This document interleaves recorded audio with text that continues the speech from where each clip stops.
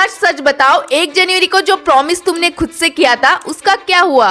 New goals थे, नया time table था और खुद पे पूरा भरोसा। पर आज हर साल यही होता है, स्टार्टिंग के 10-15 दिन फुल जोश और फिर लाइफ वापस वही आ जाती है। तो आज मैं आपको बताऊंगी क्यों स्टूडेंट्स 15 दिनों के बाद क्विट कर देते हैं, और वीडियो के एंड में ऐसे 3 प्रैक्टिकल स्टेप्स है जिसे फॉलो करके आप बिना बोर हुए कंसिस्टेंट रह सकते हो। So let's start. Point number 1, motivation का हाई खत्म हो जाता है। मुझे पता है डे 1 पे सब मोटिवेटेड होते हैं, लेकिन बाद में सब कुछ साइलेंटली खत्म हो जाता है, क्योंकि आप मोटिवेशन पे डिपेंड रहते हो। डे 1 पे आप वीडियोस देखते हो, स्पीच सुनते हो, फिर आप में फुल जोश और एक्साइटमेंट आ जाती है और आप सोचते हो बस 1 मंथ स्टडी करूंगी, टॉप मार्क्स लाऊंगी और लाइफ सेट हो जाएगी। आपको लगता है मैं कर सकती हूँ, सिर्फ थोड़ा एफर्ट्स चाहिए। पर प्रॉब्लम ये होती है, आपका मोटिवेशन तो हाई होता है लेकिन सिस्टम साइलेंट होती है, और यही सिस्टम साइलेंट होने की वजह से स्टडी स्किप होने लगती है, प्लान्स फ्लॉप हो जाते हैं, प्रोक्रास्टिनेशन, ओवरथिंकिंग एंड धीरे धीरे कॉन्फिडेंस लो हो जाता है।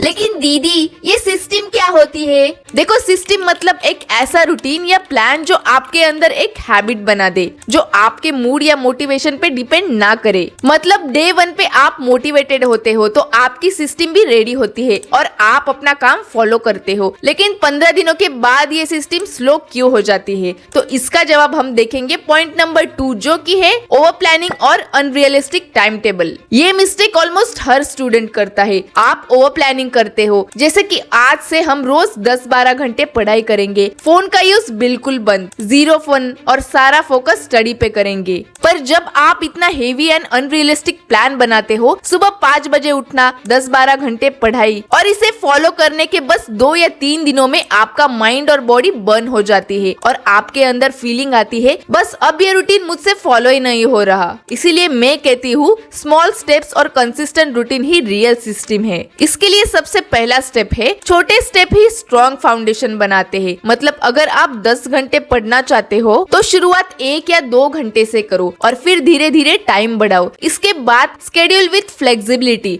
अगर आप अपना टाइम टेबल स्ट्रिक्ट बना दोगे तो कुछ ही दिनों में आप बर्नआउट हो जाओगे। फ्लेक्सिबिलिटी का मतलब आप अपने रूटीन में गैप्स और एडजस्टमेंट रखो। अपने प्लानिंग में घर के रिस्पॉन्सिबिलिटीज, बाकी के काम भी इंक्लूड करो। इसीलिए हर रोज 1 घंटा स्टडी पे फोकस करो, फिर मॉम को हेल्प करो या घर में कुछ काम करो, अपने डाइट पे ध्यान दो, शॉर्ट ब्रेक लो, अपने फ्रेंड से बात करो, फिर स्टडी पे फोकस करो। ये फॉलो करने से आपके माइंड को प्रेशर फील नहीं होता एंड आप कंसिस्टेंटली रूटीन फॉलो कर पाते हो। नेक्स्ट पॉइंट है, रिजल्ट जल्दी नहीं दिखना। देखो, स्टूडेंट के लिए ये सबसे फ्रस्ट्रेटिंग पार्ट होता है। आप लगातार 1-2 घंटे पढ़ाई करते हो, स्मॉल कंसिस्टेंट स्टेप्स भी फॉलो करते हो, पर आपको मार्क्स या इम्प्रूवमेंट तुरंत नहीं दिखते। फिर आप इजीली डीमोटिवेट होते हो और फिर जैसे का वैसा हो जाता है। और वही आप अपना फोकस प्रोसेस पे करोगे तो आपको बिग रिजल्ट जरूर मिलेगा। इसीलिए स्टार्टिंग में अपना फोकस सिर्फ प्रोसेस पे करो, ना कि रिजल्ट पे। दीदी, मतलब हमें सिर्फ पेशेंस और कंसिस्टेंसी पे फोकस करना है। एग्जैक्टली,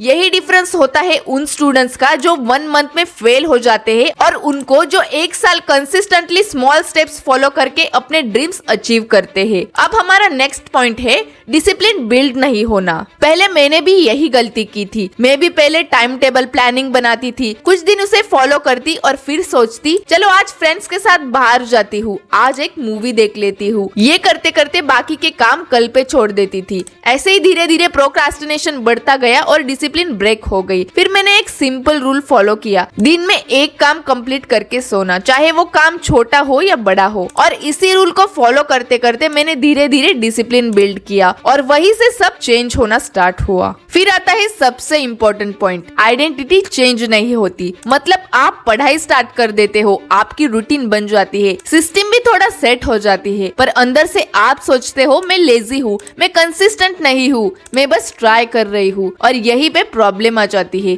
ये सब करके आप सिर्फ अपने बिहेवियर चेंज करते हो लेकिन अपनी पहचान नहीं। दीदी, लेकिन आइडेंटिटी मतलब क्या होता है? मतलब अगर आप पढ़ाई कर रहे हो या किसी दिन आपसे पढ़ाई मिस हो गई तो आप बोलते हो मैं तो ऐसी हूँ, मुझसे कुछ नहीं होता। तो आपका दिमाग वही प्रूफ ढूंढने लगेगा और आप फिर से थिंग्स को मिस करना स्टार्ट कर दोगे। और जब आप ये बोलना स्टार्ट करोगे कि मैं एक डिसिप्लिन स्टूडेंट हूँ, मैं रोज एक काम कंप्लीट करती हूँ, तो आपका बिहेवियर ऑटोमेटिकली उस डायरेक्शन में चला जाएगा। दीदी मेरा तो फोन एंड सोशल मीडिया में बहुत टाइम वेस्ट हो जाता है। हाँ, और इसीलिए हमारा नेक्स्ट पॉइंट है डिस्ट्रैक्शंस का स्लोली वापस आ जाना। देखो, डे 1 पे आप डिसाइड कर लेते हो आज से फोन बंद, सोशल मीडिया बंद और तुरंत सारे ऐप डिलीट कर देते हो। लेकिन 2 दिनों के बाद आप वापस वही ऐप्स डाउनलोड कर लेते हो और ऐसे ही धीरे धीरे सब कुछ वैसे का वैसा हो जाता है। इसीलिए आप एकदम से सोशल मीडिया स्टॉप मत करो। पहले एक ऐप डिलीट करो, अपना स्क्रीन टाइम लिमिट करो,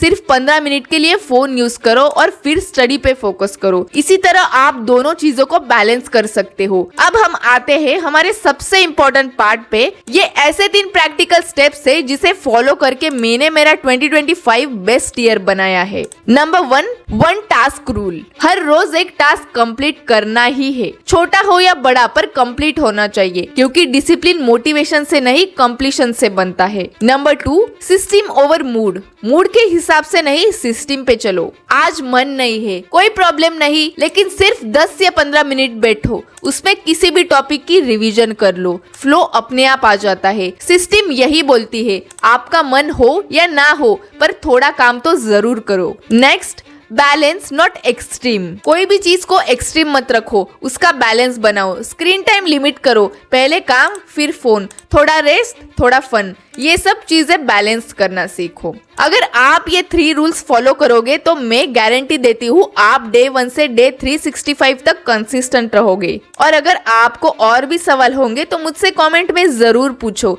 मुझे खुशी होगी आपको सॉल्यूशंस देने में। और अगर आज से आप क्विट नहीं करोगे तो कमेंट में जरूर लिखो आई विल नॉट क्विट। तो दोस्तों, ऐसे ही न्यू वीडियोस देखने के लिए चैनल को सब्सक्राइब करो, अपने फ्रेंड्स के साथ शेयर करो ताकि उनको भी हेल्प हो सके, एंड वीडियो को लाइक करना मत भूलना। See you in the next video.